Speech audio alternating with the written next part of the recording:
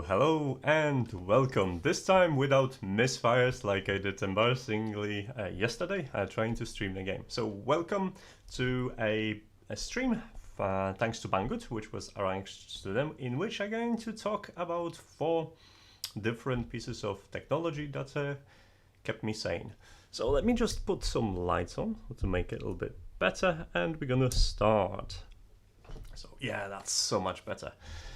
If you've not seen this channel before, I write about technology and I write about home automation, and you can see everything that I do on NotEnoughTECH.com. So that's a short plug from myself, and I'm gonna leave you with a link on the video, on the chat, so you can follow up later on. But today we're going to talk about a couple of things which are probably on this side, yeah, about those 4 items which I picked from Banggood that's actually quite good if you spend your time in a lockdown. Because let's face it, no one enjoys that, and well, if we are forced to sit at home, then we may as well get creative. So to entertain myself this time around, I picked 4 items, and as you can see, there are 2 printers, 1 action camera, and a display, and I'm going to talk about every single item and tell you why you should get it. Also give you a couple of nice discount codes and a couple of products on here. Once ordered, there will be a chance that Banggood will refund your order and you'll get it for free. I'll mention which product specifically and how many free items gonna be given away. That's gonna be for all orders that's going to be placed during the chat. The live chat is going to qualify for that promotion. So I don't know if you have any particular order, but I've prepared 1 order in here, and we're going to start with a resin printer. As you can see at the back, let me just go and give you an idea. The resin printer, it's the first time I've actually used resin printer. I've been using filament printers for some time, and they're brilliant. Whether you want to prototype, whether you want to create something cool, filament printers are basically a go-to devices to tinker with, and we're going to talk about 1 filament device as well. So this is a Creality resin printer, and this particular model is LD002H. So I'm going to give you a link, so if you want, you can click through.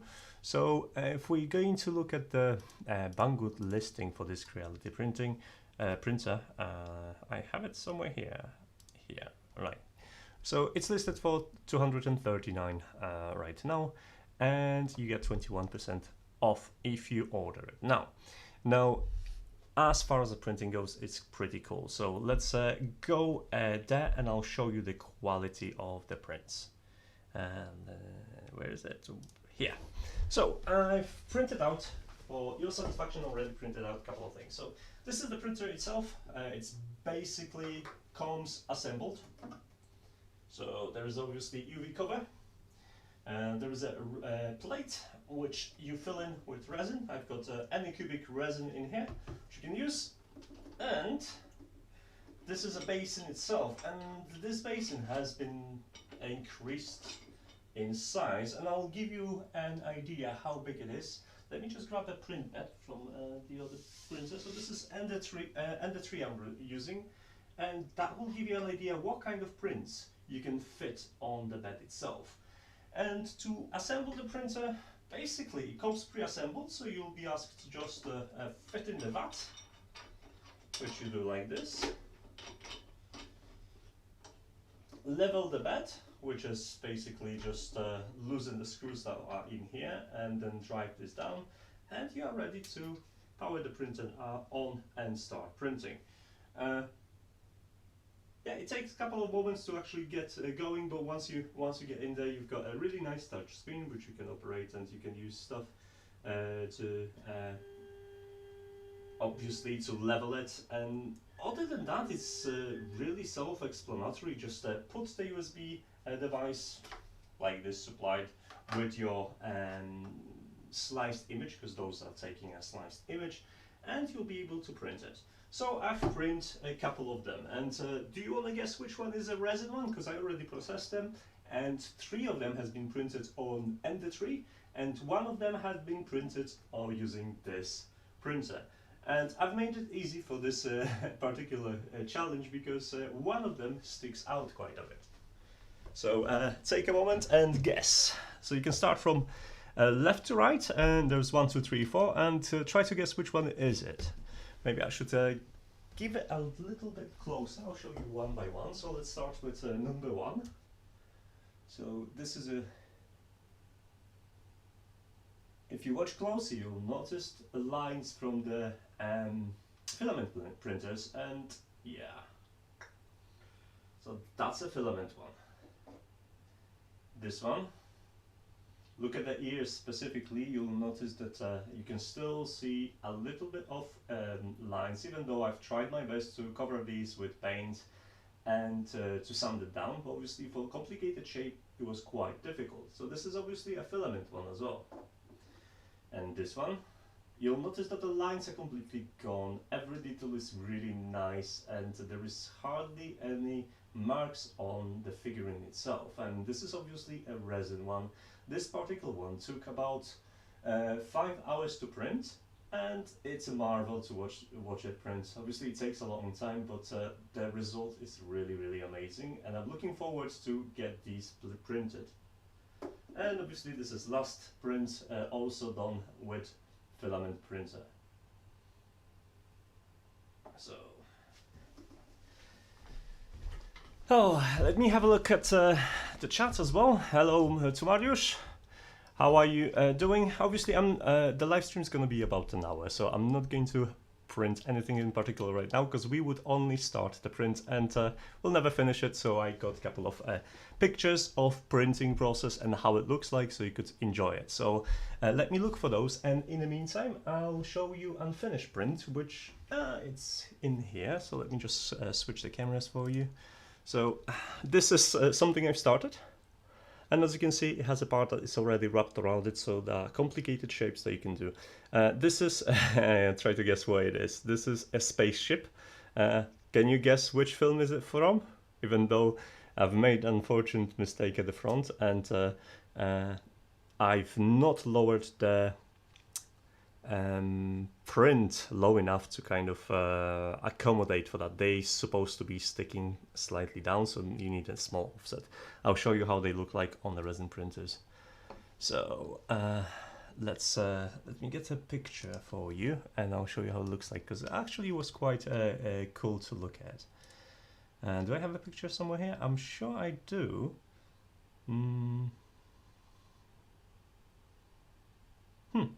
There it is. So I've got a couple of pictures. First we'll start with this one, which is just a shorter video for you to show. Let me switch the screen. Here. So this is the same Stitch figurine that was, yeah, that's correct, that's from Firefly, one of my favorite shows. So this is the Stitch figurine that I actually painted, and that was the figurine on the bed. You take a look at the supports at this section, because that will give you an idea how big and thick the support is, and how low you should offset your print to get it in place.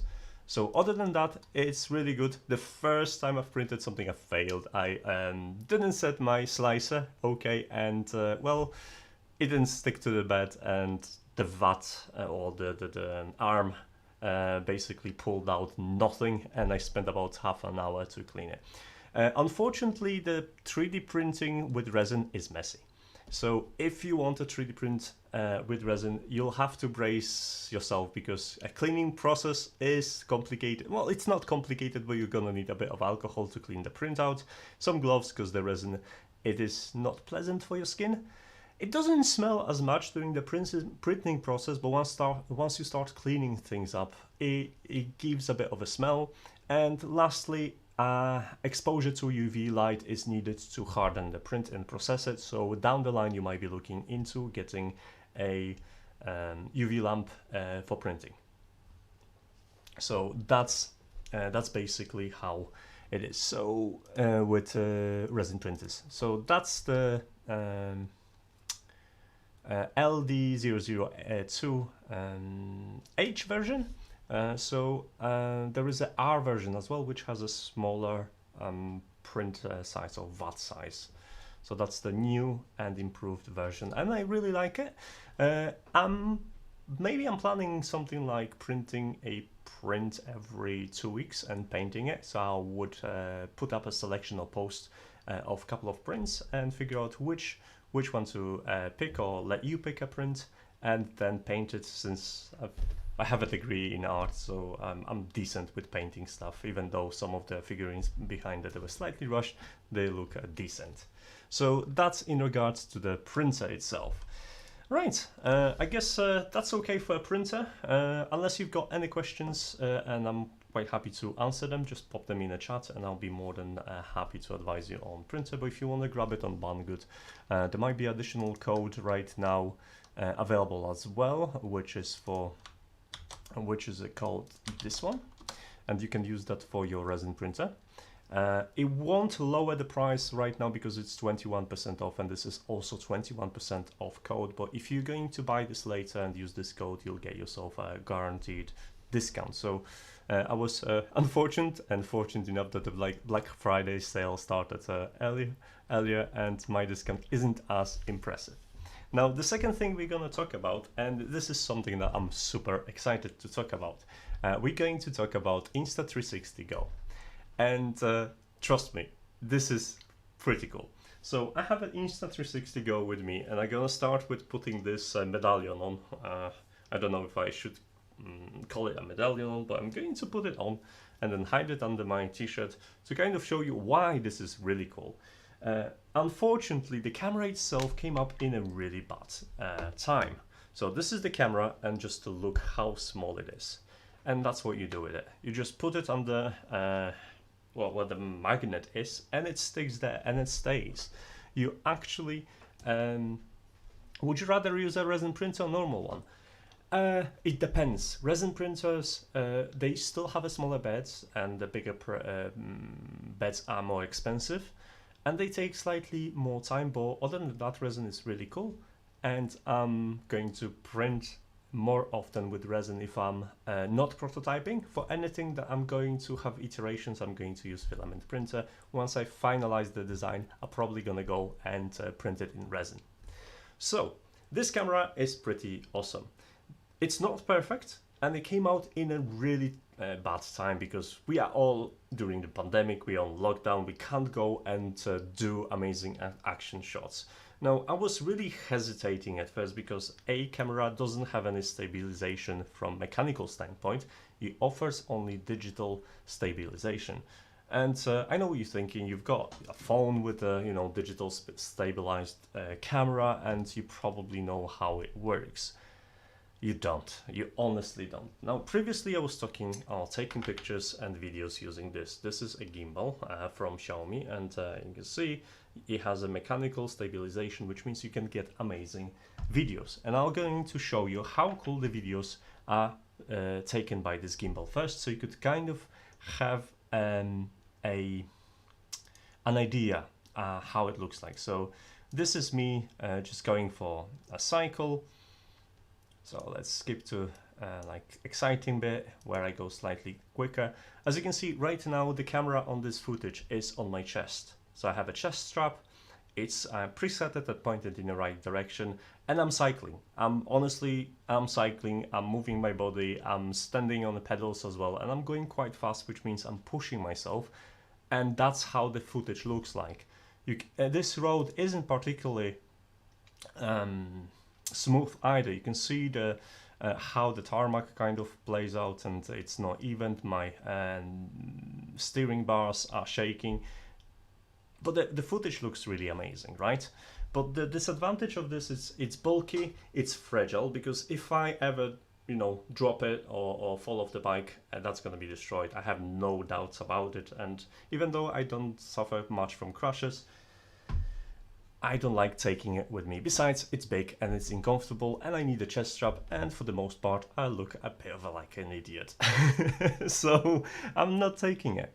Now, if you don't want to have a stabilization, then I'll show you how the footage looks like without have it stabilized. I have a video as well on me just going for a bike ride. Let me just find it somewhere here. There it is. So this is how it looks like when you don't have a stabilization, when actually the benefit of this footage right now is that I have the camera, action cam without any stabilization on my helmet. So I get that dampening from my neck and the fact that you know, your body is gonna suspend that movement and you're not going to transfer all the shakes to the camera. So that would be even more shaky if I had it on my chest. But that's basically what you would expect from the camera without stabilization. And now I'm going to show you how it looks like, the same footage of me cycling shot with this Insta360 GO. So let me switch it over to Insta360 folder and pick you a really nice clip that shows you why I'm super impressed with this. I guess we can go with this one. This is a little bit, let's try a little bit earlier than that because it's going to be even better. Where is it? I think this one. So take a look at this. Right now it shows you exactly how much movement I get. I'm actually moving my upper body. The camera is positioned slightly to the center here, so it still gets all the shake from the shoulder, from everything. I go quite fast in here, as you can see, and yeah, that would look terrible. And this is with the stabilization from the camera only, which is honestly quite impressive. I'll talk about disadvantages of using this camera in a second, but in terms of using it for shooting a video footage on the bike, it's perfect. You press the button, it starts to record, and the footage looks amazing. It's 1080p, but it's 60 frames per second, and it looks really stunning. And just look at it. I never felt the camera on me. The camera just stays on the magnetic support on the medallion, and there is no risk of falling off my body, really. I was hesitant. I was hesitating at first. However, after a couple of minutes, I realized this camera is not going anywhere, and I enjoyed the ride, and I took a couple of nice pictures. I also have a time lapse. Let me just run maybe a time lapse for you, so you could see. This is a good promo. It will also show you the stabilization. So here in a hyperlapse mode, this is not edited in a post. This is just how this camera films hyperlapses, and this is obviously what the device is capable. And in a second, you'll see a clip from this. This is the clip from this camera without stabilization enabled. So this is how it would be like without the stabilization. This is why the camera is amazing. So let's talk about the camera and why I think it's really good and interesting. So it comes with a couple of attachments. There is this attachment, which you can put it on the stick. So you do it this way. There is a clip that you can put it on a hat or maybe on a shirt or something like that. So it sits in there. And there is this magnetic sticky bit, so you can stick it on something and then use the magnet to attach the camera. And the camera itself comes with a very handy case, which is the charging case. So this can recharge the battery a couple of times, and you can use this to store the camera, and it's really comfortable. Now, first disadvantage of this is the fact that it's very hard to remove it. Now, this is a button, so the way you activate it, you press on this part and it starts shooting instantly without any settings. Now, for most of the time it's all good, and you know, there is no problems, but the device itself suffers from a couple of imperfections. In my take is that they could be worked on, but don't dismiss this camera because of the imperfections. So first of all, if you're an Apple user, you're gonna love this. If you're not an Apple user, you're gonna hate this because it's gonna be sticking out. You can't remove this, and all you get is kind of like a flimsy rubber cover to put it over it. I wish that wasn't here, but if you're just a normal user, you're gonna get this connector here, which is a mini USB, not USB Type-C. Come on, why not USB Type-C? I loved USB Type-C. So that's gonna recharge the battery a couple of times. You can record for 20 odd minutes, and that's the kind of battery / memory limit. And you have a couple of more options. You can do lapses, hyperlapses when you move, time lapses when the camera doesn't move. And the video limits are 15, 30 seconds, 1 minute and 5 minutes. But you have to remember, if you're using it in a 5-minute mode, it will overheat the device, and it's advisable to either do it in a cold day or with some cooling provided, like propellers from the fan, etc. Now, and at first you might think this is a limitation, but don't. Because the camera is very easy to activate, in a sleeping position you just tap on it and within a second it starts to record. It's really what you need for a camera of this type. This is an action cam. You're not going to end up shooting 10 minutes video on it. You just want to tap a really cool moment which is going to last 30 seconds to 1 minute anyway, and that's brilliant for this camera. Now if you want to grab something longer like hikes and stuff like that, this camera is not going to be for you. But if you really need something that is so tiny that you won't ever feel it, then yeah, definitely go for something like this. Now, I think app itself, it's the weakest link. The app allows you to do a couple of things, right? You can obviously connect that to a mobile phone, edit videos and download videos from the app. That's fine. But first, the app requires a little bit of work. It doesn't connect automatically, it's very spotty, but manual connectivity works great. So you have to just go to manual connect mode, select your camera via Bluetooth and send it over. There is no preview of the frame, so if I'm gonna put the camera without matching orientation or paying attention, the videos they will self-correct themselves a little bit. The camera has this ability, but there is no frame reference, so you can't just open the mobile and see, okay, this video looks good, I can start recording. So that's one of the things that is slightly more annoying. Another thing is that the app editing tools are fine, but for some reason, until you export the camera, you can't make a preview in a full screen mode, which is slightly annoying, because if you want to take a look at the details, it's okay. So what is it like in walking? I'm gonna show you now what is it like when you just walk, not ride the bike. I have a clip in here for you. That's not the best clip actually. Let me get a little bit better clip. Is it this one? I need to find a clip. Yeah, I think it's this one. Yeah. So you can see right now I kind of tilted the camera slightly, but I'm walking and I have an elephant step, so it's this is the stabilization you get with this camera. It's a little bit. You can see the steps. It's not as fluent as mechanical stabilization, but it's definitely decent. Without the stabilization, you would suffer. So I'll post a link for you for the camera, just so you could take a look yourself. And you can lower the price, because right now it's listed by $199, isn't it?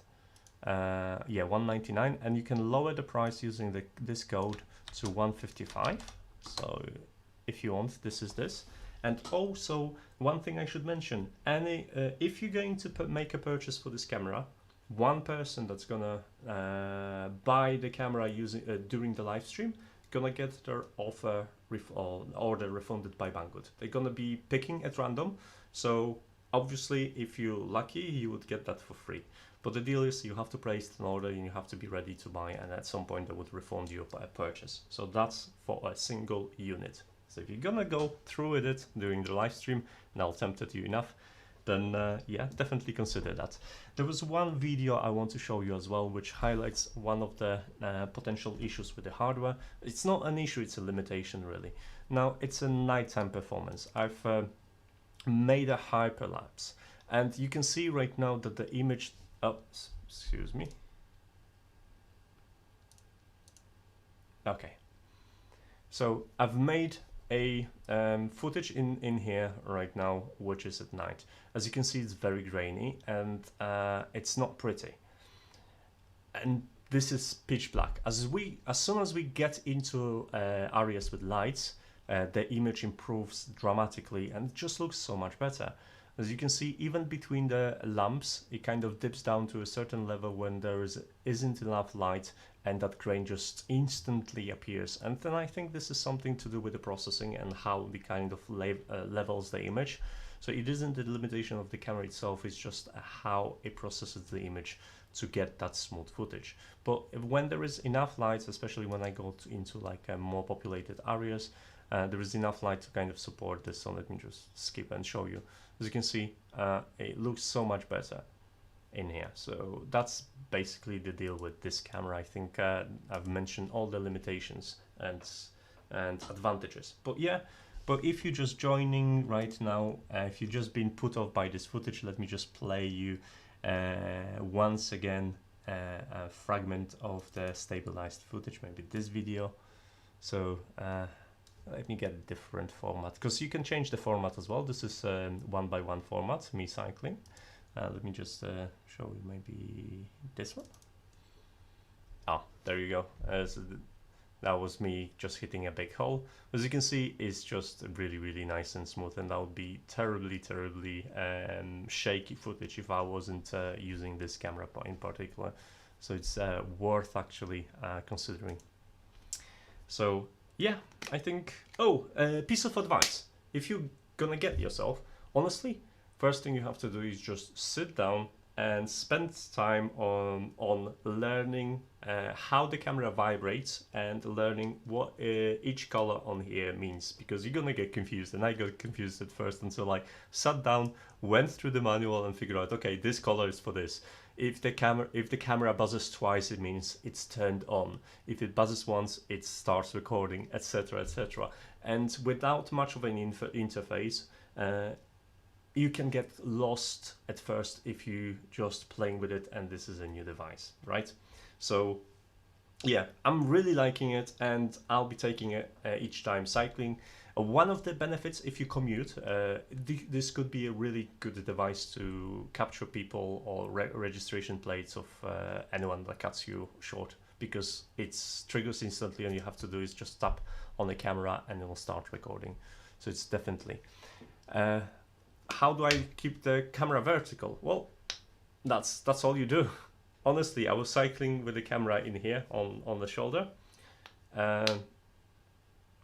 and the camera captures bigger screen. Actually, the way the camera works, I'll tell you more in details maybe.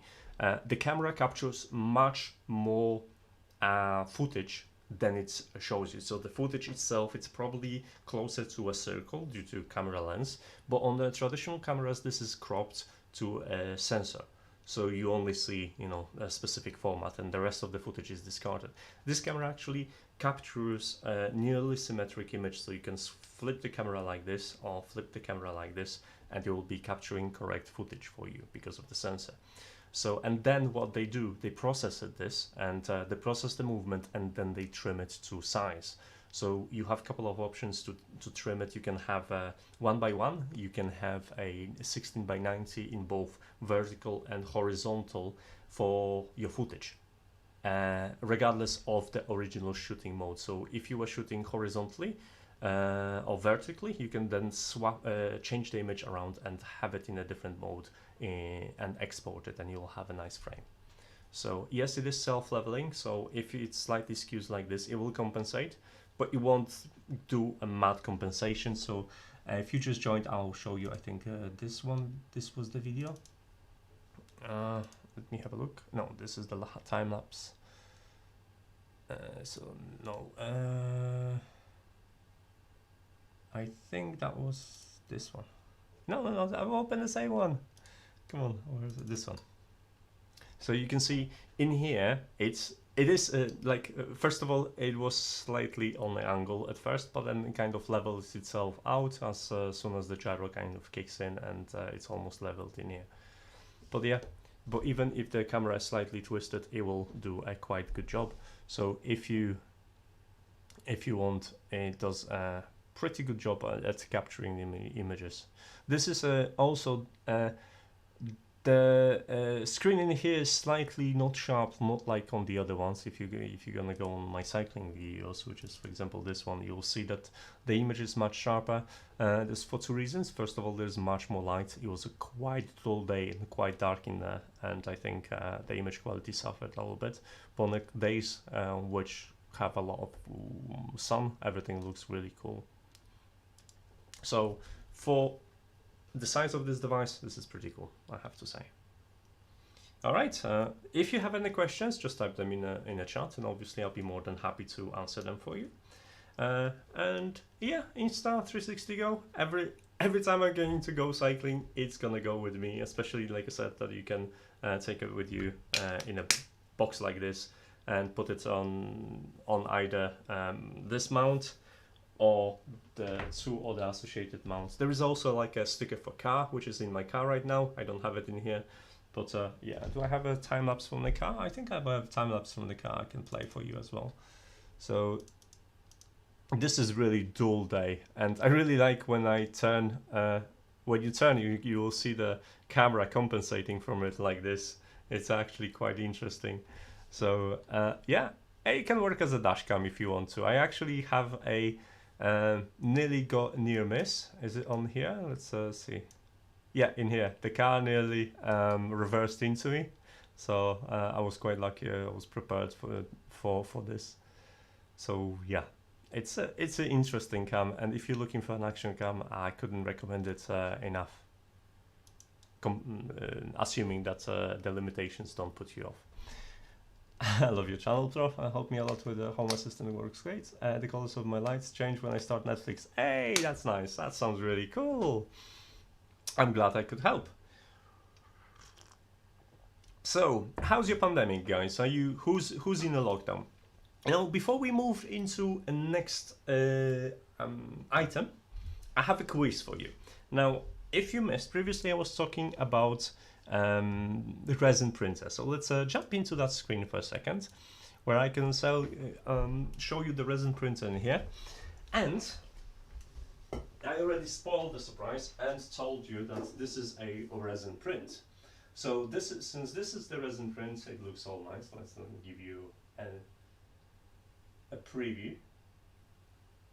So it is really nice and heavy. But those fellas in here, those 3 fellas, let's name them, let's give them names, okay? Maybe let's give them names. Do I have a sticky note? Maybe I have a sticky note somewhere. I always have them hidden. I have a pen and I need a sticky notes. Now I'm not going to find the sticky notes, am I? Okay, let me grab just a piece of paper then.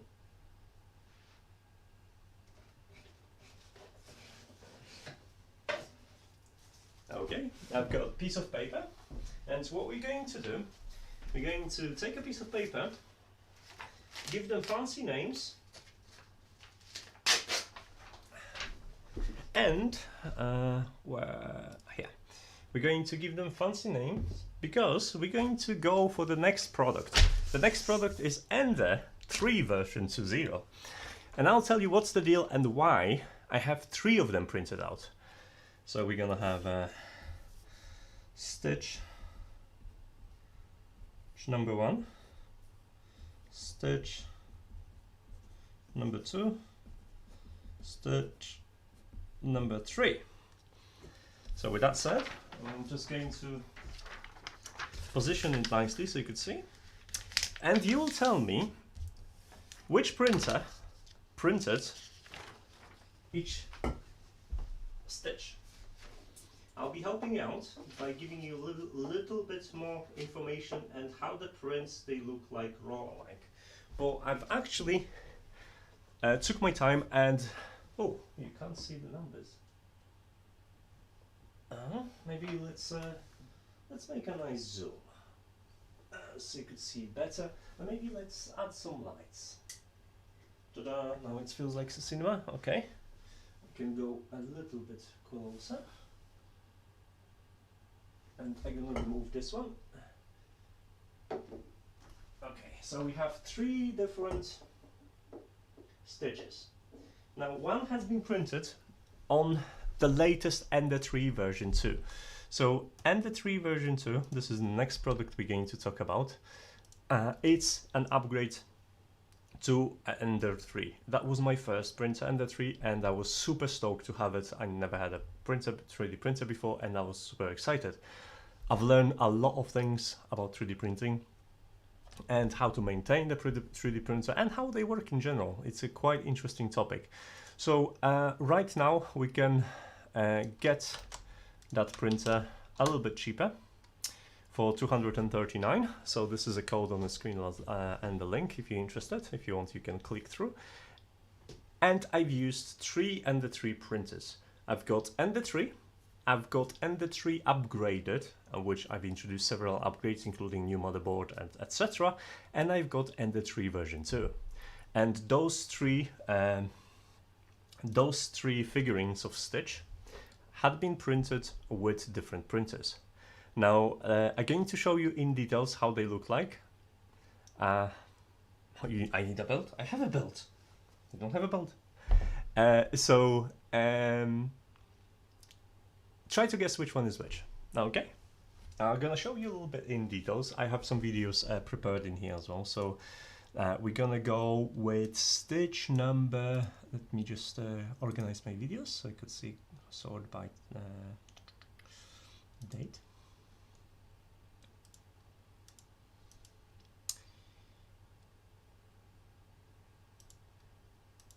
Okay.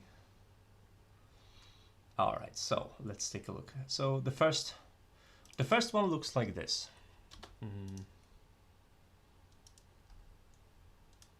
Let me swap the screen for you.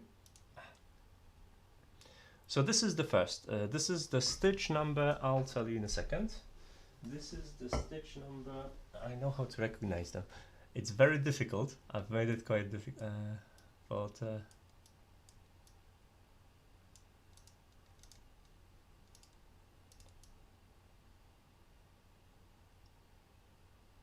Okay, I know which one it is. Okay, so let's play this. So this stitch, this one was printed as the first one. As you can see in here, the disadvantage is that it has a tooth missing. Unfortunately, that was quite hard to remove because of support. I do have a picture of how it looks like with the supports as well. Do I? I'll show you in a second, maybe. Maybe this one? No, this is without support. So, take a look at the lines and observe the differences. This is the first stitch I printed and how it looks like. And this is stitch number, let's jump to the stitch and I'll tell you which one this is. This is stitch number.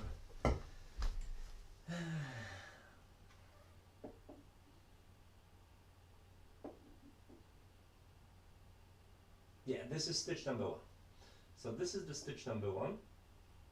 And let me show you here up close. So there is only a little bit of details visible on the top. I don't know if the camera is focusing correctly because it's hard to tell sometimes from the distance. But yeah, this stitch had the most teeth printed, and they weren't removed during the removing of the support. I used the 3 supports on this one.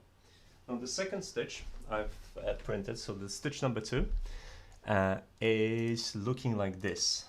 So let me grab it in here. It's this one.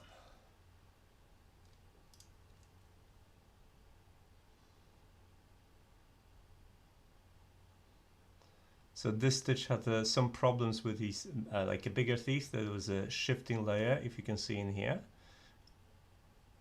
But the layers on here are quite nicer. This is all printed using the same G-code. So I've used the same G-code for each printout. So that's this. Oh, sorry, you can't see it. Hold on a sec. Completely forgot to switch the screen. So let me play this again for you. Where is this video here? So as you can see, it's missing a little bit more teeth in here. This tooth has been shifted as well. But if you can see, if you can look at the layers, they look a little bit better. They look like there is less of lines visible. And even if we're gonna have a closer look, so let's take a closer look at this. We should be able to see it in here. Sorry for the shaky video.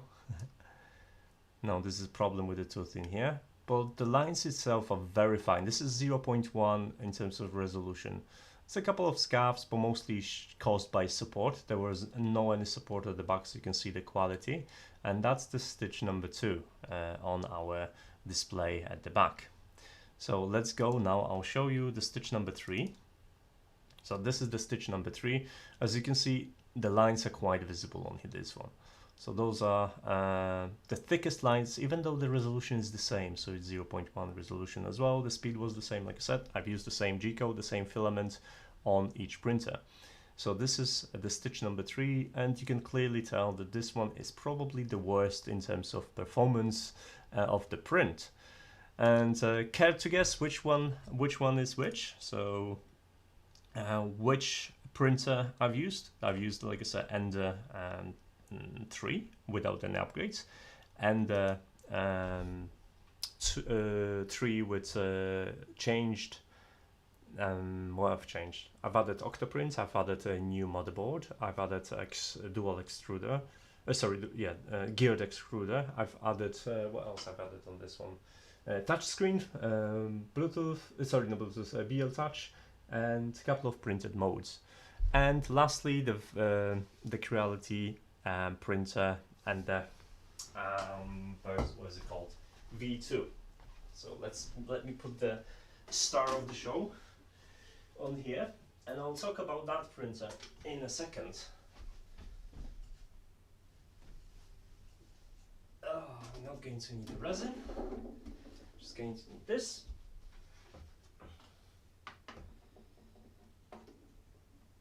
I've removed the bed, so I'm just going to put the bed back. It comes with a glass bed by default, which is nice. And let's turn it on.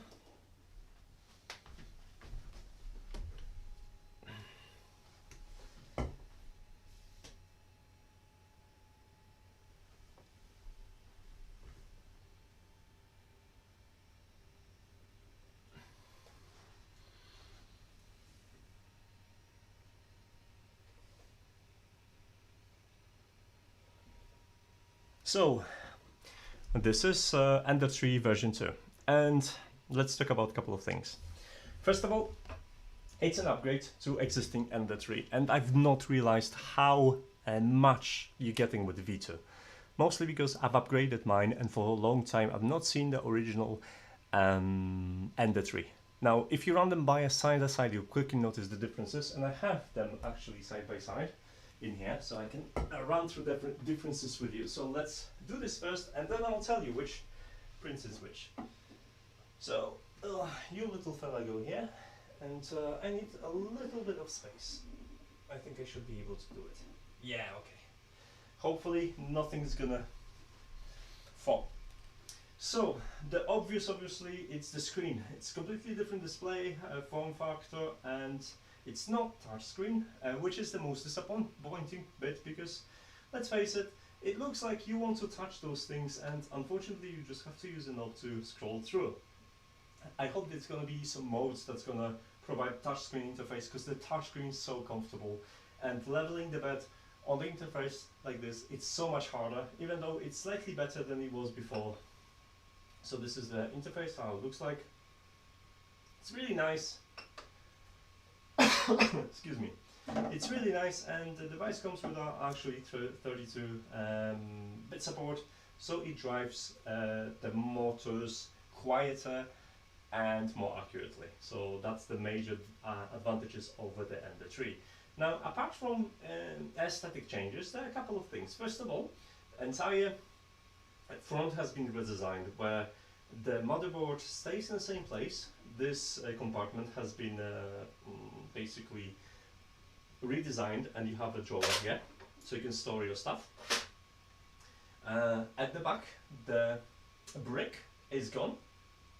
The power supply is now at the bottom in here. Very wise choice. It's down there. It's kind of looking more neat. And you've got a couple of things like, you know, to drive your filament. There is a knob, just the aesthetics, design, and shroud. But there's a couple of cool things. First of all, the base, it's using 40x40 instead of 40x20, so it's more sturdy, more stable. There are also belt tensioners, which are useful, but let's face it, you're just going to tension most of them once, and you don't have to bother. And another thing is, that's pretty much it really, because all the motherboard is entire new addition, but you're not going to see it. But everything else stays the same, and by default it ships with a glass bed, which is great because I've used glass for a long time, and right now I think the glass is preferred bed for my printers. So it's much quieter. Like while this one makes a lot of noise, this one is really runs quiet. So I'll actually can show you that. I hope you're gonna be able to hear it. So let's go and move Z a little bit. As you can see, barely you can hear anything that it's actually moving. Maybe let's go move X, so you can see the actual movement.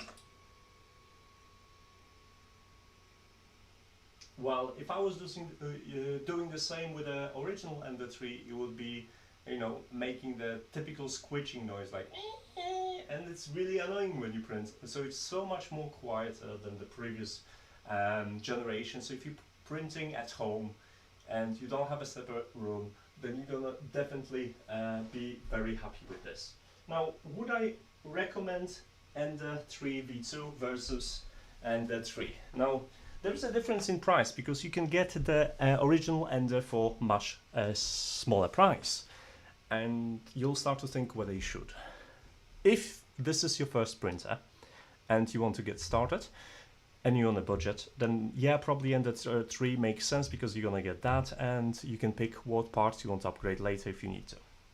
But if you have a budget for Ender3 V2, get it, because first of all the small annoyances like sound, a little bit better support of the motherboard, they're gonna be already there, and by the time you're gonna be tempted to upgrade anything, you'll be a lot ahead. Now, I've been using printing for a long time. It's been over 2 years, I think, and right now one of the things I really didn't pay attention to during the upgrade process, I'll show you. Can I just point the camera like this? I'll show you my other printer. So my other printer is here, and it's been upgraded. It's been upgraded a lot. So I'm gonna give you a quick introduction to this. Come here. So there's several things that I've added. So apart from having a magnetic bed and the camera, there is a touchpad in here. There is a new SKR motherboard, octo print at the back, metal geared extruder, couple of 3D printed upgrades. There is a BL touch, and yeah, I think most of the, and a separate power supply for the Pi, so this one doesn't bother me, and I can still access the printer. So the upgrades are definitely worth making, but that also caused me to forget how annoying Ender3 can be. Like, the leveling is absurd. I have a profile thanks to my own composed Marlin software, where I can just press on the button and the extruder moves into position, 4 positions, and it's done. Leveling is done honestly with 4 touches instead of going to individual axes, moving, then lowering Z, and then leveling, and then doing it 16 times. So it's so much more easy and convenient and faster, and it's the, I think, convenience that you would pay for anyway if you knew that it exists. But obviously, if you're on a budget, just consider Ender3 original, and it's still a decent printer. Now, I told you that I'll tell you which prints I've done are the best, or how they look the best. And obviously, this one, that was original Ender. So this is the original Ender. This is the original Ender without any upgrades. You can see some problems in here with supports. You can also see that the lines are quite visible, and this is at 0.1 resolution. There are also some problems underneath it, but the problems underneath it are visible on each print, and there are some teeth missing which I had to reconstruct. But don't be put off, because you can still get a really nice print out of it. So if you can see, I'll show you which one is on the table. So in here This is the resin one, so you don't compete with these guys.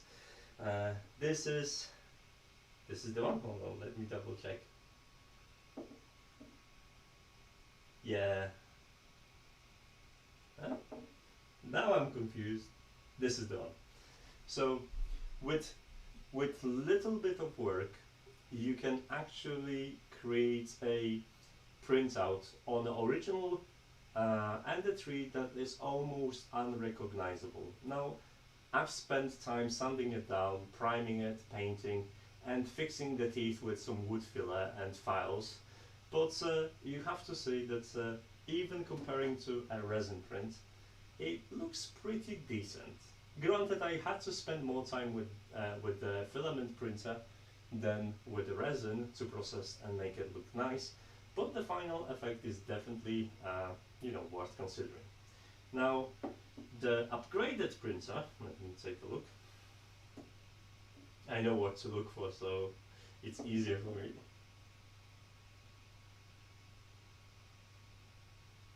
Yeah, this is upgraded one.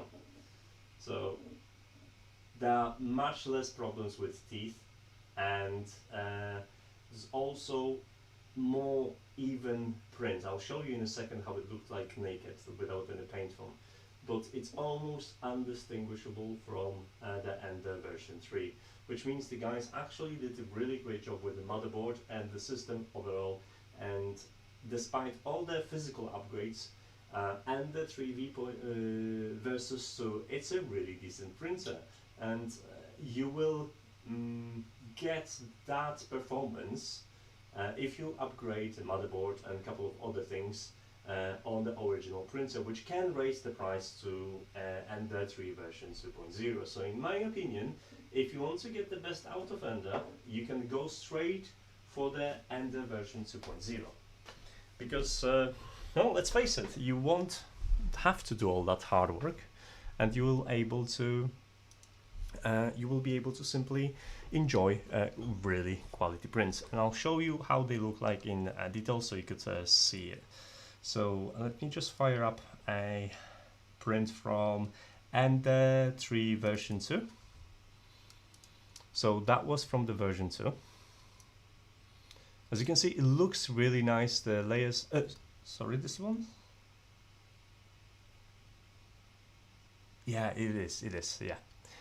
So the layers are quite smooth, and there is not many problems, and I suspect that too thin here. That was my mistake of kind of removing the supports a little bit too quickly.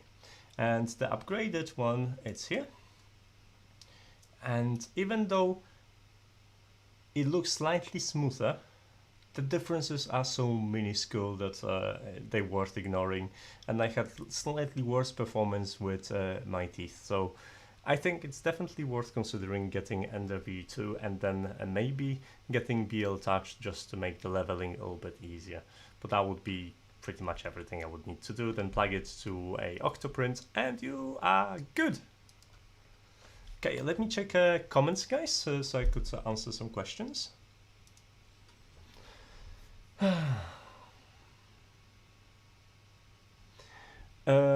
Using printers in cold. Now, if you're printing a filament that is particularly sensitive to heat, like ABS, then yes, you're gonna have a hell of a time with prints lifting off the bed. It's not advisable, but storing is not a problem. This is a machine, just throw it and make sure your metal parts don't rust, and you'll be fine and you can remove it. Now, printing in the cold conditions, you probably want to consider a enclosure. So you could heat up that enclosure. The heat from the 3D printer should be enough to keep a reasonably steady temperature, and then you can have a printing farm in a garage, all right? But changes in temperature basically cause the print to lift from the print bed and sometimes unstick, which is a reason for failed prints. So it depends how cold. 10 degrees and -4 like no one's gonna have -4 inside, but yeah, around 10 degrees, like I said, it might call for an enclosure for this. On the secure on the floor, Prince looks sketchily close to falling off. They're not going to fall off, I hope. Does that leveling profile work with old versions as well? the leveling profile I've got, it's really nice, and you can rebuild it from scratch, and it's actually not that difficult. Compatibility with the past motherboard, I would have to double check. I can't answer it on a live stream without checking, otherwise I would be giving you, incorrect information, and I don't want. But you can recompile this for original motherboard, if I remember that. And if you can, that means this is just a setting. It's literally a couple of code. What is it called? G-code executed by shortcut. That's all it is. Basically, on my printer, it has 4 different corners. On the touch screen, I touch one corner, and the printer goes to that position, lower itself, and then lowers it back. And I know it's all good. That's it. So each time I touch each corner, and it literally takes me a couple of moments to level the bed. Great.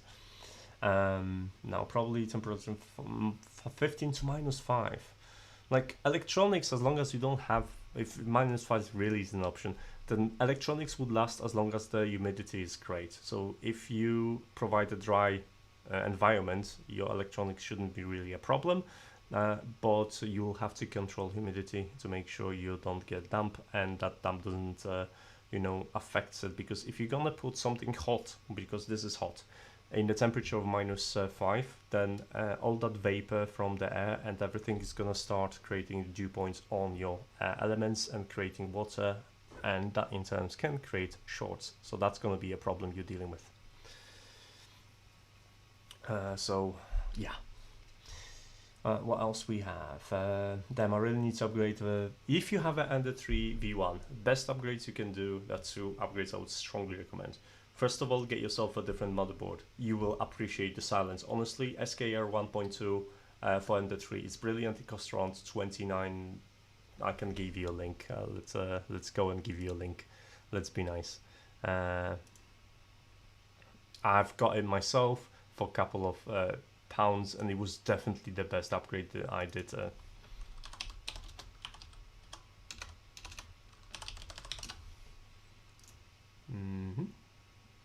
That's the one. $29, guys. $29. That's gonna be the best upgrade you're gonna do. Here you go. There you have.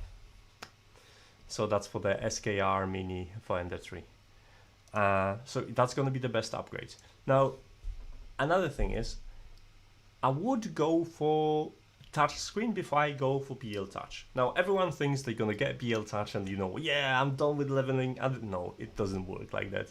First of all, with BL touch you're gonna spend half a day trying to figure out the correct offset between your nozzle and your BL touch, and then this changes as well. So it's not a fixed value. It depends. If you're gonna use slightly knock off the nozzle or something, you'll have to do it. If you change the nozzle, you have to do it again, etc, etc, etc. You still have to level the bed to a certain degree. So no, get a touch screen first. That will speed up your leveling and you'll enjoy it so much better. And then get a BL touch as a next upgrade. So that's what I would do. If you don't move your printer, honestly, you don't have to level it every print. You might consider getting the orange springs, which are quite, a thing. But in most cases, I truly believe that people have problems with printers, not because something doesn't work on a printer, because I was running this as a stock and it was printing great, but people don't know how to maintain the printers. So when they get new parts, they learn about printers, they reassemble the printers, they take the things apart, reassemble again, and that's what fixes it most of the time. Not the fact that you introduce new parts, but the fact that you spend some time to actually learn the printer, correct a loose screw or loose something, and that gives you that maybe motivation and kick to do something better and better and try something new. So because if the printer didn't work on stock parts, it would be pretty rubbish printer, right? And then the tree is quite good, considering you can get it for like £130 sometimes. So it's like $150 on sales on Banggood. So yeah, that's what I would really advise people. I look online for some nice sounding summary of the temperature. I think interesting challenge ahead. Just search 3D printer ambient operating temperature. Yeah, like I said, with a 3D printer, if you get a decent enclosure, you're gonna use a 3D printer as a heater anyway. So as long as you don't have moisture just settling on edges of cold things, then you'll be fine. You have to be careful with this, because obviously you don't, if for example your enclosure is cold and the printer creates a little bit of heat, then the water is going to start gathering there, and once it's kind of a droplet size, it can just leak onto your motherboard or something like that, and it can cause a short. So that's going to be your biggest challenge in these circumstances. So that's why I would be very mindful for. But if you're going to get a nice enclosure and lock it, so it's going to be fairly, you know, isolated from outside the temperature, then the printer is going to keep temperature inside even, heating up all the printer parts as well, so metal parts, etc. And you shouldn't have that problem. And possibly you will be able to continue printing. Maybe not in -5 without any insulation, but yeah, it's worth exploring. Okay, do you have any more questions, or should we move to a last product, which I've been using actively for this live stream actually, and I'm really hesitating to present because it's useful and it's hard to disconnect. So my circumstances has changed. I've changed the jobs recently, and instead of traveling to work 120 miles and staying there for 4 days, I work around the corner, which is brilliant because I save myself a lot of time. It's not my job. This is a hobby. It's not my main job. But the reason previously, I had a laptop, right? Let's start. I had a laptop. This is my laptop. Hello. Yoga. It's not brilliant, but it's a laptop. It's small, portable, and I was writing more stuff on it than I could possibly ever write. Mostly because I was away for a couple of days. There was nothing interesting apart from my job. So in my free time, I was working. But going from 32 inches screen, let me just show you guys what I'm working at right now, so you could kind of have an idea. Can I do it like this? Let me place the camera. I'll show you what we're dealing with, which is here. Okay, so hello. This is my setup right now. So as you can see, this is a beast. This is a 32-inch 4K display, and I'm able to see everything in here. Now, obviously that's not the case on this screen. This is 1080p screen, and it kind of fits like a quarter of this screen. So you can see I can have it 4 times around my screen, and that's what I do. Now, before that, I was actually working on a laptop, so to get all the windows organized, it was quite hard. So what I wanted to do is to have a second screen. But it's difficult to have a screen for the laptop, isn't it? And not exactly. I came across these. So this is the display we're going to talk about. I've moved my irrelevant information out of it, and this is a touch. First of all, this is a touch screen. Oh, I could do it like this. Hold on, let me move a window in there. It's going to be easier. This window will do. Okay. So, first of all, it's a touch screen. It is a touch screen. Come on. I'm doing something wrong. Maybe because this one's open. Let's see. Oh, clearly I can touch on it. Why? Something's creating a problem. If there is any.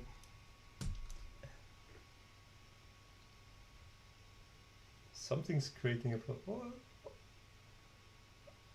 It was working before.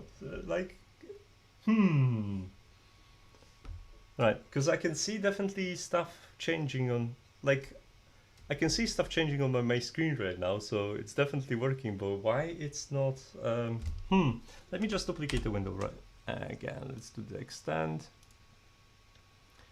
let's duplicate the window, okay, that's gonna be better. So let's go in here, and you'll hopefully notice that I have a full control over, yeah, finally, I have a full control over it, and it's a nice, decent looking panel, right? Now, this is 4K display, which means right now, everything is scaled down to the size of my laptop. My laptop is also touchscreen, but thanks to a single cable, as you can see, this is running of a single cable, USB Type-C, I'm able to have a second 4K display that is the size of my laptop, which is amazing, because if you're gonna go and work somewhere, having a second display is a productivity boost to whatever you're going to do. And having a display that is inexpensive, because this is the display, let me just get a link and information for you. there you have it. And let me just go to a screen information. Ooh, did I break it? Oh yes, I broke it, unfortunately, so I need to fix it, sorry. Like this, okay. This is the display in question. So this is 15.6 touchable, ultra HD 4K Type-C portable computer. It's not portable computer gaming monitor. Come on, it's a second display. And it's awesome because it's tiny. So I'll try to remove it from a stand. It comes with that stand. It's nothing amazing, this stand. It comes with a stand. I need to go back to a correct screen for you, which is this one. So it comes with that small stand, which is just a plastic stand. It's nothing amazing. But the display itself, it comes with a nice full magnetic cover. So it's kind of like one of those Surface covers. And you can see it comes with everything that you need. So it has a couple of buttons, USB types, USB pass-through, USB pass-through in here. Can I just, that's better. So it has a USB pass-through in here, that's USB 3.1. You have a power and the video input in here, a separate power, HDMI in, and audio jack. Now, if you use a HDMI, you don't get a touch display. If you use the Type-C for video entry, you get power and you get touch display. And if you just use HDMI, you have to power the monitor separately. So this is the socket for power. And obviously, because this is USB Type-C, you got exit out in here, and you can use, you don't use your socket, you've got extra USB socket. So, and comparing to my laptop, sorry for this, let me just move the camera a tiny little bit so you could see it a little bit better. It's hard to juggle everything. It's basically almost the same size as my laptop. So when I go now places, I can put both of items into a small bag, and literally I have a keyboard which is thicker than this. Look at that. That's a portable 4K display. Now, this is not an IPS panel, which a lot of you is going to be straight off, put off. But let me show you can I gently do this so you could see it? So let me just fire up this and move it. Now, granted, that's not going to be the best demonstration. I'll try to remove that glare from the light in a second. I promise. Let me just log in. This is touch display as well, so I don't get confused, because I use touch display sometimes. I'm going to put this on a stand, try not to disconnect it, and show you the differences between this panel and the ISP panel, because this is a really nice quality panel as well. Okay, so let's get them to the same angle. This is VA display, so it's not an IPS, and I know what you're thinking, like, okay, I want IPS. So let's crank up the brightness in here. So as you can see right now, this one appears to be brighter because the settings on that one aren't actually set correctly yet. So let's go to a panel. Let's increase a little bit this. And we got, yeah, let's stick it with that calibration. No, I don't want to go green. What did I do? It's the wrong button. Go back. Go back, okay. Okay, right. And it's actually similar brightness and similar color performance to this. Now, you can't match it with a ISP display. However, the refresh rate is slightly better than on my laptop. And screen size is very similar. This is 4.1 inch, this is 15.6. And I really love it because this gives me 4 different screen estates. So if I'm going to use something that is in this is 1080 right now. This is the 1080 resolution of this video. And that's how much display I've got. So a single frame of this laptop, it basically takes that much. And this is such a power tool in terms of productivity, because maybe it's not perfect for reading all the text, because without scaling, this text is minuscule. You can see that you hardly see an icon and start and etc. For this distance, I'm able to read it, I have no problem. But if you wanted to read something on the screen a little bit better, you would go to sorry, you would go to the display settings and you would increase the scaling in Windows. So let's do that. So let's go to display settings, which loading right now. My computer doesn't like streaming. And select the screen, identify this as screen 1, okay, and change the display probably to 150, and then suddenly you'll understand. Yeah, now I can see everything much better. So if I'm gonna open something, I'll have a normal kind of icons that I would see on this side as well. So if I'm gonna go to here, you'll see that scaling is the same, and now I can read everything correctly. So that's why it's definitely worth of getting a display like this. For streaming, it's brilliant because it's touch interface. So for the most part, I have tools here, or when I edit, I can push my palettes for editing tools, and I can use my hands to actually select stuff, change volumes, etc.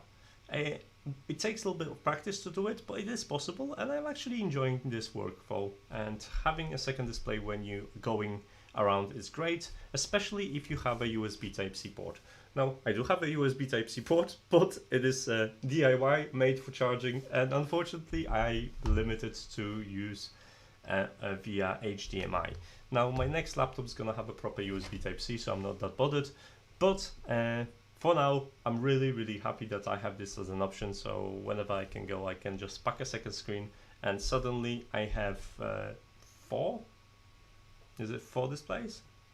Yeah, it is 4 displays. So 5 actually, 5 1080p screen spaces that I can enjoy and be productive. I need to have some coffee. I'm finished. I'm gonna wrap up the stream really soon. So if you have any questions about the 4 products, I'm gonna go really quickly over everything once more time, so you would know what we talked about and the highlights, and then I'll write a review for every single one on NotEnoughTECH anyway.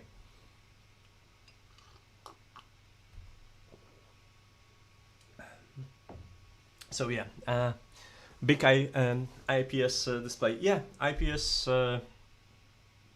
Did I said ISP? Yeah, I meant IPS. You can tell I've been at work before that, can you? IPS displays. Sorry, guys. So yeah, in terms of like, do yourself a favor. When I firstly powered this on, it was far away from my laptop display. So when I turned this on, I was just like, ew, this is a bit dark and a little bit fade.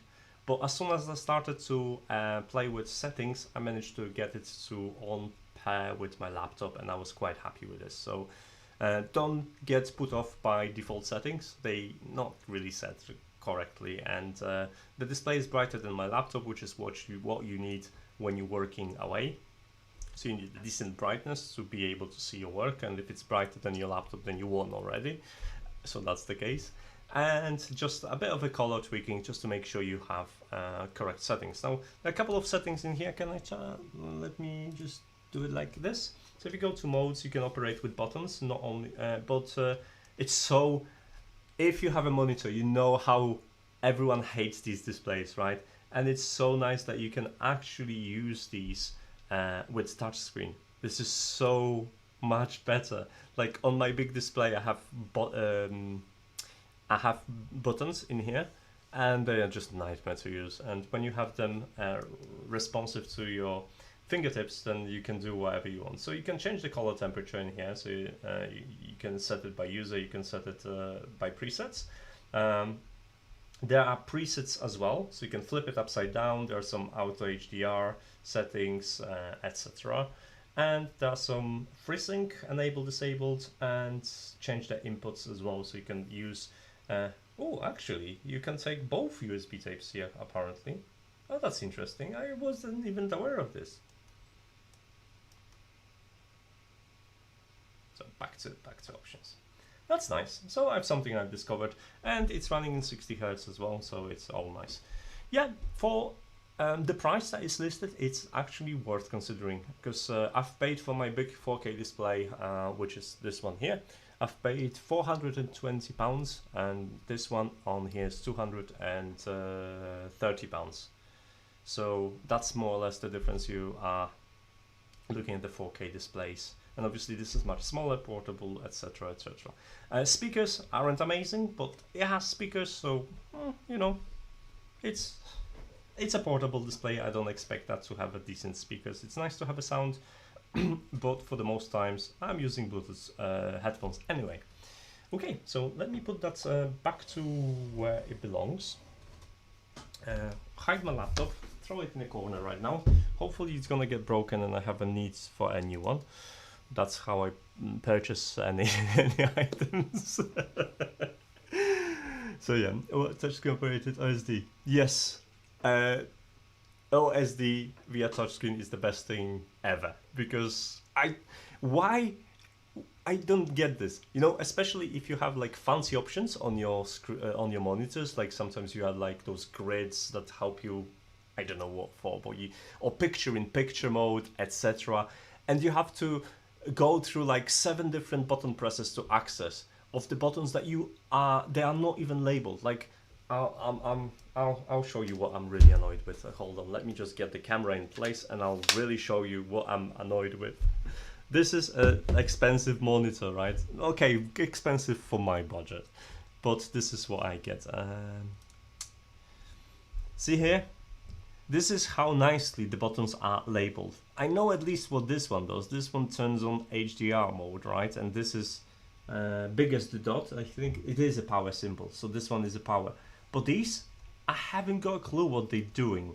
You have to press the button to figure out what they're doing, and they can be preset and stuff like that. So it is so annoying to deal with this, and like having this touch screen is just amazing. Come on, come on. Let me get here. Okay. I'm gonna put the camera on the back and turn off the printer. There's an Ender3 printer right now just whizzing at me. There's a couple of stitches that we were guessing which one's which. And at first I had a really cheeky idea just to hit this resin print and show you that it might be all of them are resin, but in fact they're not. Okay, so quick wrap up. So we've been talking about 4 different products that kept me sane during the pandemic, and we're going to slightly repeat this. So first of all, there was a resin printer and this beautifully printed stitch. Come here. This beautiful printed stitch on the resin printer. I love stitch. If you don't believe me, I definitely do. So I have a plan to actually try to print a couple of more spaceships and hang them off the wall and add LEDs to it, so they have like an engine and cockpit lights. So that's something I would like to do, and this is going to be possible with resin due to quality.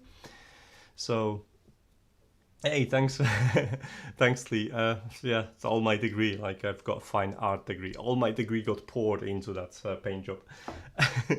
But if you're looking for a resin printer, you can get it in here. Those prices are suddenly like acceptable. Like I remember when I started 3D printing, they were way over 400 for a resin printer, and the VAT size was literally that big. Right now this printer has a more than 30% of this VAT size of the normal Ender3 bed, so you can print, excuse me, a lot on it.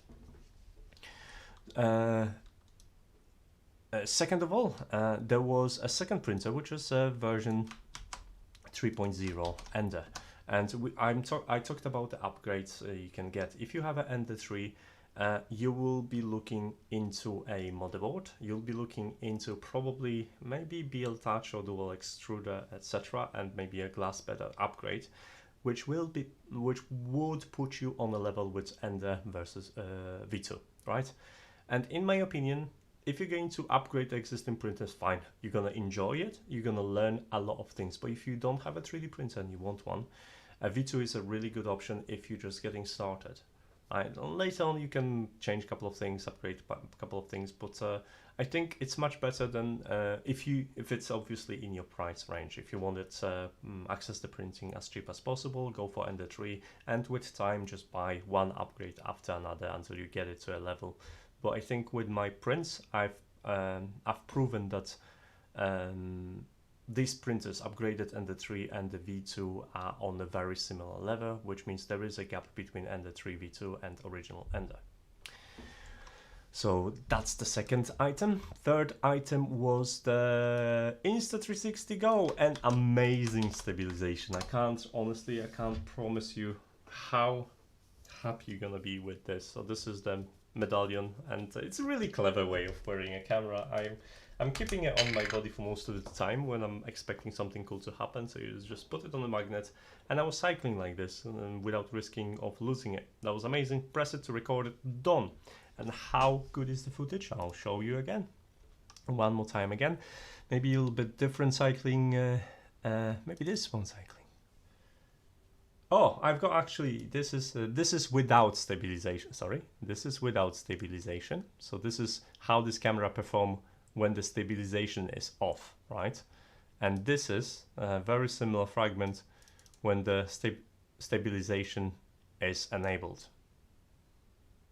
So you can see once I stopped hitting the camera with my what's it called, shoulder, it was super smooth. And yeah, I'm moving here a lot. You can see the sway on my hands and on my body.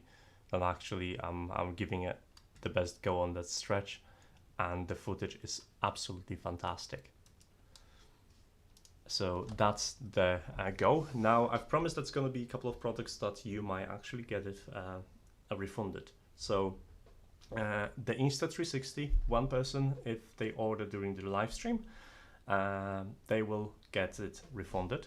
And I have a link for Insta360 GO in here on the screen. Also there is a code which will bring the price to 155 for you. So in dollars it's 130 pounds. It's really good price for the camera actually. So that's for Insta360. And another one are two actually. I have two monitors that could be also refunded for you. So that's the link in here for the monitors. And the price for the monitor that I've been talking about, which is, where is it? Where this one, 275, you can bring the price using the coupon code to 254.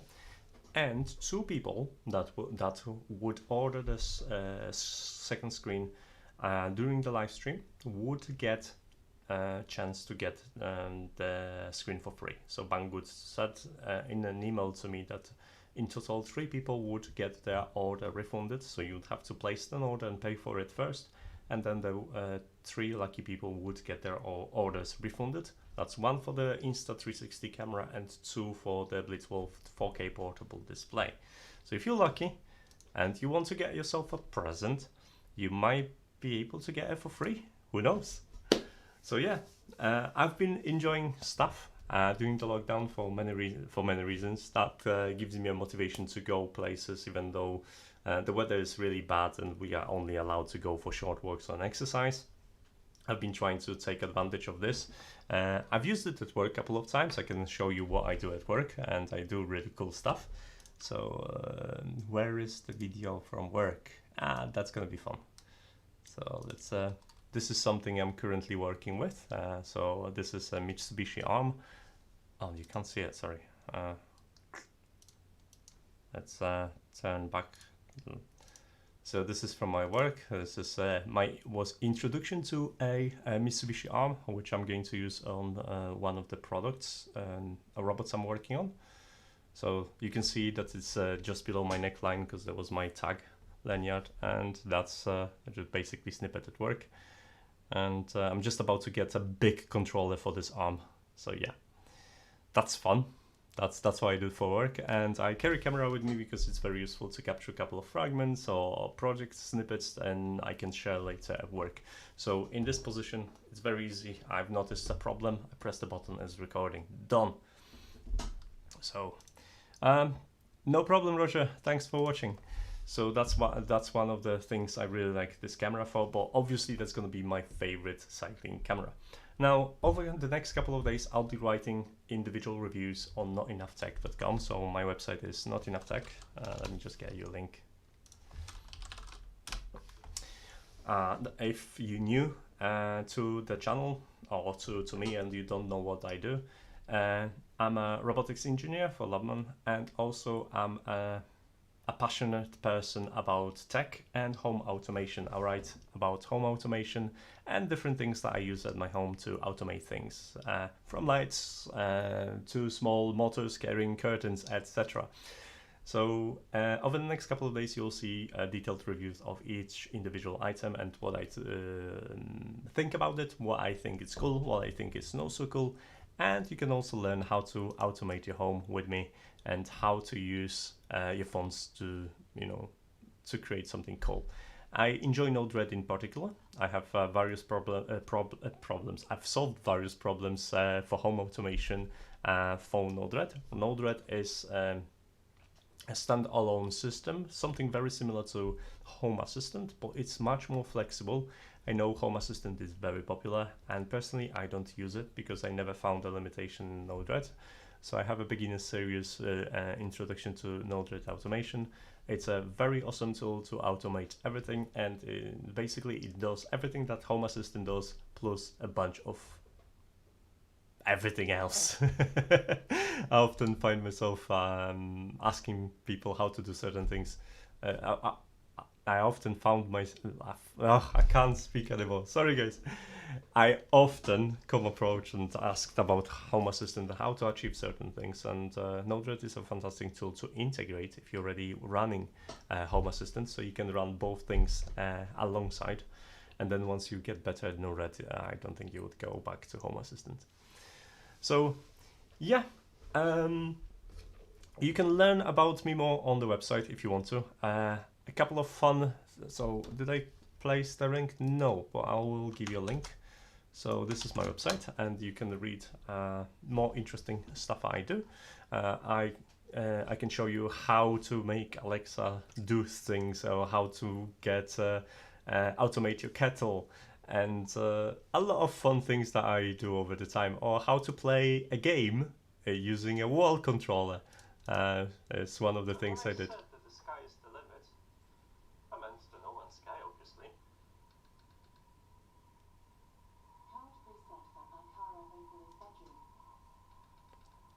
So this button is set to a response to Alexa commands, and then later on I've set it to a game mode, and I can start playing the game using a wall switch. So yeah, that's possible as well, guys.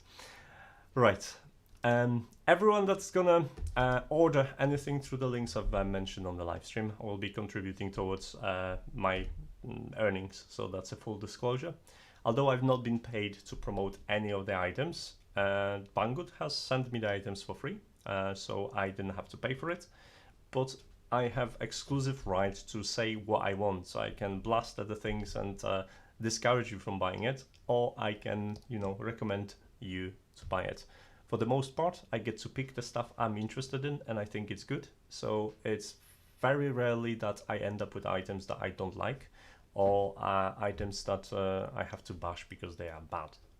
So I have a good taste for tech, and you can trust what I say, because for me, your trust is more important than whatever sponsorships I got with the different websites, because at the end of the day, I do it for you guys, and if I can make it self-efficient and make the sponsors pay the server upkeep, then it's great. But as long as you guys are happy and trust me, this is what makes me very, very happy. So, hey Dustin, hope you are doing well. I'm really going to follow your, the Stream Deck. It would be so useful right now, and shame I didn't have the time, but Dustin made really cool Stream Deck. And if you go on his Twitter, then you'll see that I don't know if can I link it? Let's jump into Twitter, because this is a really cool stuff, and I really need to make one. Let me jump into notifications, because that's the easiest way to find it. This one, that's the one. There you go. That's Dustin's cool Stream Deck that I'm definitely going to be following soon. So yeah. Anything else before I go? No, I think we've covered it. I planned 1 hour as usual. I stayed longer because it's so fun with you guys. Let me know what are you going to buy. What keeps you sane during pandemics? If you're in lockdown, I feel for you guys. I know how it's like. We've been on and off in a lockdown since February, and I worked from home at first, and really I didn't go out for other than exercise reasons or just one or two shopping since February. So let's not make like Gato mad. Let's make them mad. That's what makes them, you know, to create better products. If you can make an open source item that is better than a consumer item, they have to step up the game, and that's how it works, guys. So, yeah. Yeah, that was a free touch deck, by the way, not a Stream Deck. It's probably trade name, but it's like Stream Deck but better. Yeah, that's a perfect tagline. Stream Deck but better. Quick question: have you tried using 360 as a webcam? You can't use this one as a webcam because the way it works, it connects via Bluetooth to your phone, so you don't have a frame reference. So you can't look it up where it's pointing, which is disappointing, but I understand because it's a battery limitation. And it's once you plug it into the dock, so this is the charging dock, it goes into that kind of USB mode. So when you plug it in, you just can download stuff, really, nothing else you can do. So you can't use it this way. I'm actually looking into getting a 360 camera, the proper Insta360 camera. I want to get one, but that's going to be probably after Christmas, unless I'm going to get something nice for Christmas. But I would really like to try one as well, because they have a quite awesome gadgets. And yeah, if you are a cycling person, honestly, and you want a camera to film really cool areas and stuff like that, go for it. It's awesome. So yeah. Right, unless you've got any questions, you know how to find me, you know how to follow me, and if you're interested in in-depth reviews beyond what I've already said on the live stream, they will be on NotEnoughTECH in the next within the next 2 weeks. And I have so many other stuff coming up as well. It's definitely worth sticking out till Christmas, because I have already stuff lined up for a Black Friday and Cyber Monday and Christmas. So that's the plan. Definitely looking forward, guys, to next video and live stream. And soon we're gonna talk about heating systems. I've made a very good article about a like heating system where your heating system doesn't have to be expensive. I have a heating system that I was using for 3 years now. It costs $5 and it's been down for 6 hours within that 3 years. Nest can't beat me, honestly, in terms of uptime. So I'll send you a link as well for this if you ever want to bring up your home heating. Mine was 30 years old home heating into a smart standard on a budget. This is the article for you to read, guys, and you're gonna entertain. You're gonna see how maybe it looks peculiar in terms of here, but I'm about to make a smart panel for this one as well. It works. It's accessible over a Google Home, and was this other person? That's I don't want. Okay, I'm gonna say her name. Alexa, set heating to 15. Is set to 15. Okay, so because it was getting toasty in here. So it works with Amazon Echo and Google Home and obviously smartphones. Okay, guys, what do we have? Notes are TSP Dreams. Thanks for the stream. Okay, right, guys, it was lovely to be with you, and I hope I gave you some inspirations for purchases. And yeah, if you have any questions, drop me questions on social media. That's the best way, or email. You'll find it in the contact section. And that's my website if you're interested in home automation and some tech stuff. I hope you're gonna look forward to the articles I already have and that I'm going to post soon. Thanks so much for watching, guys, and definitely I'm going to see you in the next video. And big shout out to Banggood, which I shop personally as well. I have a drone from I've messed it up. I have a drone from Banggood coming up, which I've paid partially. And you can see, yes, it's coming here.